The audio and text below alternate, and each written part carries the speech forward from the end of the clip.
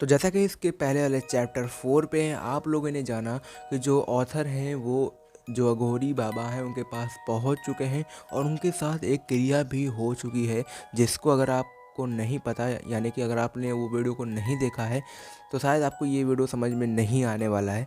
तो अब यहाँ के बाद से जो भी पार्ट आएगा इसको देखने से पहले इसके पिछले जितने भी पार्ट बने हुए हैं आपको वो सबसे पहले देखना होगा।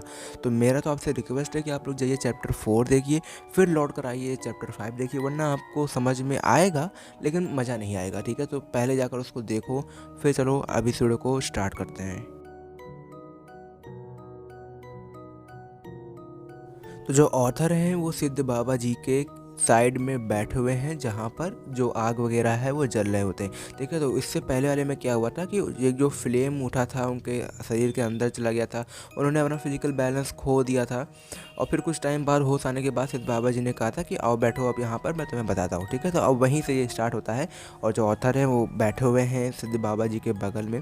और अब जो अघोरी बाबा हैं, सिद्ध बाबा जी हैं, वो ऑथर को बताना स्टार्ट करते हैं।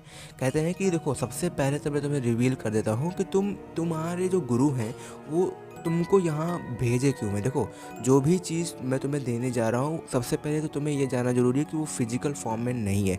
ठीक है, तुम्हारे गुरु ने जो तुम्हें यहाँ भेजा है वो 3 पावरफुल मंत्रास के लिए भेजा है। ठीक है, मैं तुम्हें 3 ऐसे पावरफुल मंत्रास तुम्हारे शरीर के अंदर डालूंगा। अब तुम ये भी सोच सकते हो कि मंत्रास हैं तो मैं क्यों नहीं एक कागज़ में लिख के तुम्हें दे दूँ और तुम जाकर दे दो। ऐसा बिल्कुल नहीं हो सकता, क्योंकि इसका कोई मतलब नहीं है।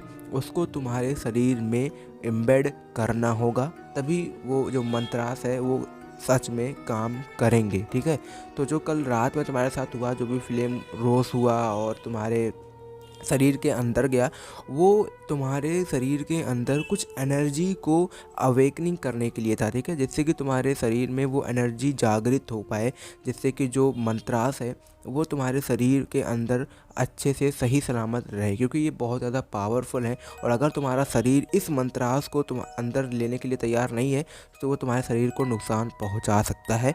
और अभी और भी कुछ मंत्रास हैं, तो अब यहाँ पर ऑथर पूछते हैं थोड़ा सा नर्वसली होकर कि क्या इसके अलावा भी और भी कोई स्टेप्स बाकी हैं। तो ऑथर जो अघोरी बाबा होते हैं वो कहते हैं हाँ, अब इसके अलावा भी 2 ऐसे मंत्रास बाकी हैं, ऐसे स्टेप बाकी हैं जिसकी वजह से तुम्हारे शरीर के अंदर जो पावरफुल एनर्जी है वो जागृत होगी। उसके बाद जो मंत्रास है वो तुम्हारे शरीर में डाले जाएंगे। तो सबसे पहले तुम्हारे शरीर को तैयार करते हैं और ये जान लो ईजी तो नहीं है, लेकिन चलो देखते हैं आगे क्या होता है। सबसे पहले तुम ये जान लो कि इस धरती पे 7 ऐसे पावरफुल मंत्रास हैं जो सिर्फ किसी भी इंसान के, जिस इंसान को चाहिए उस इंसान के अंदर ही एम्बेड किया जा सकता है और कोई तरीका नहीं है उसको ट्रांसफ़र करने का। ठीक है, तो यहीं पर ऑथर पूछते हैं कि अच्छा ठीक है, लेकिन क्यों मेरे गुरु ना आकर मुझे क्यों भेजा है ये मंत्रास लेने के लिए, क्योंकि काम तो मेरे गुरु का है ना, मुझे तो कोई काम नहीं है, तो क्यों मुझे भेजा है, अपना क्यों नहीं आए मेरे गुरु। तो यहाँ पर अब सिद्ध बाबा जी बताते हैं कि ठीक है रुको, मैं सबसे पहले तुम्हारा ये जो डाउट है उसको क्लियर कर देता हूँ। देखो, ऐसा नहीं है कि वो नहीं रह सकते, बट कारण ये है कि वो फिज़िकली यहाँ पर आ नहीं सकते और हम भी नहीं चाहते कि तुम्हारे गुरु ट्रैवल करके इतने दूर यहाँ पर आए। इसीलिए ये काम वही कर सकता है जो उनका एक सक्सेस, जो ट्रस्टेड इंटरमीडियरी है। तो वो ट्रस्टेड जो इंटरमीडियरी है वो तुम ही हो, इसलिए तुम्हारे गुरु ने तुमको यहाँ पर हमारे पास भेजा हुआ है और तुम भी हमारे बारे में जानने के लिए इच्छुक हो, जहाँ तक मुझे लगता है। इसीलिए ये काम जो है वो तुम्हें सौंपा गया है। अब यही सब बात करते करते जो ऑथर है वो सोचते हैं कि यार मुझे तो अभी जाना है उसके रहस्य के पास, क्योंकि उसको मैंने बताया था कि अभी जब मेरा काम हो जाएगा तो मैं तुम्हें कॉल कर दूंगा, तुम्हारे पास आ जाऊंगा। तभी बताते हैं सिद्ध बाबा जी कि तुम अभी 10 मिनट बाद एक अगले अघोरी बाबा आ रहे हैं जो तुम्हें एक अलग प्लेस पर लेके जाएंगे और तुम्हारे स्पाइनल कॉर्ड के एरिया को एक्टिवेट करेंगे। ठीक है, और उसके साथ साथ ये भी बताते हैं कि टेंशन मत लो, मैंने उसको मैसेज भेज दिया था रहस्य को, उसको पता चल गया है कि तुम आज यहीं पर हमारे साथ रुकोगे। अब जैसे ये बताते हैं उसके कुछ ही मिनट बाद जो अगले बाबा अघोरी बाबा होते हैं वो उनके पास आते हैं और प्रोबेबली वो फॉरेस्ट की तरफ से आ रहे होते हैं और कहते हैं सिद्ध बाबा जी को, गुरुदेव सब रेडी है, बालक को लेने आया हूँ, और मैं समझ जाता हूँ, मैं उठता हूँ और उनके साथ साथ चलने लगता हूँ। तभी मुझे सिद्ध बाबा जी बुलाते हैं और मुझे आशीर्वाद देते हैं और कहते हैं कि देखो बालक, यहाँ पर जो भी तुम्हारे साथ होने वाला है या हो रहा है, हो सकता है तुम्हें डरवा सकता है या तुम्हें शौक कर सकता है, शॉकिंग लग रहा होगा तुम्हें, लेकिन मैं तुमसे बस इतना ही कहूँगा कि जितना काल्म हो सके उतना काम, यानी कि शांत रहना, ठीक है। तुम्हारे गुरु तुम्हें शक्ति देंगे और मेरा भी आशीर्वाद तुम्हारे साथ है। बाकी जो अघोरी बाबा थे उनका नाम नरयोगी बाबा था। नरयोगी बाबा थे जो अगले अघोरी बाबा आए थे मुझे ले जाने के लिए, उनका नाम नरयोगी बाबा था। और मैं जो जाते जाते मैं सिद्ध बाबा जी का पैर छूता हूँ और स्पेशली जैसे ही उनके टोस जैसे मैं छूता हूँ, जैसा लगता है मेरे शरीर में एक बिजली दौड़ जाती है और खासकर मेरे स्पाइनल कॉर्ड के एरिया पे जैसा लगता है बहुत ज़्यादा तेज़ी से कोई इलेक्ट्रिक करंट लग गया हो। लेकिन जो एनर्जी होती है वो एकदम नेक्स्ट लेवल होती है। वो एनर्जी ही जैसे लगती है कि पूरे शरीर में एक नई एनर्जी फैल गई हो।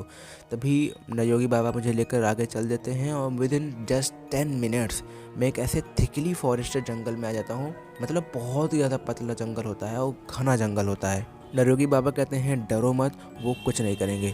और मैं पूछता हूँ कि कौन, किसको आप कह रहे हो, लेकिन तभी नरयोगी बाबा कुछ नहीं बताते हैं, कोई आंसर नहीं देते हैं और सिंपली वो चलते रहते हैं। अच्छी बात ये रहती है कि मेरे पास एक टॉर्च होता है जिसके मदद से मैं रास्ता को क्लियरली देख पाता हूँ। लेकिन चलो ये तो ठीक है, लेकिन जो नरयोगी बाबा होते हैं वो तो हाथों में कुछ भी नहीं लिए होते हैं, नंगे पाँव और नंगी आँखों से चल रहे होते हैं बिल्कुल अंधेरी रात में। और उस दिन चाँद भी बिल्कुल भी नहीं रहता है। पता नहीं कौन सी शक्ति उन लोगों के पास होती है। इसी बीच चलते चलते अब नरयोगी बाबा कहते हैं कि एक सेकंड रुको, मुझे कुछ मतलब कोई जंगली जानवर आ रहे हैं, थोड़ा सा रुक जाओ।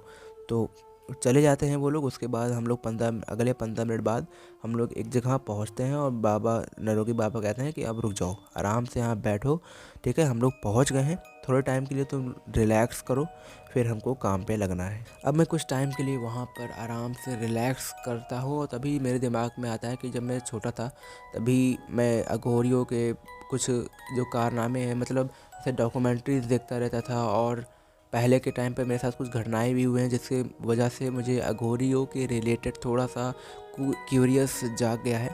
और मेरे गुरु जब भी मुझे कुछ कहते हैं मैं उनको ना नहीं कहता हूँ।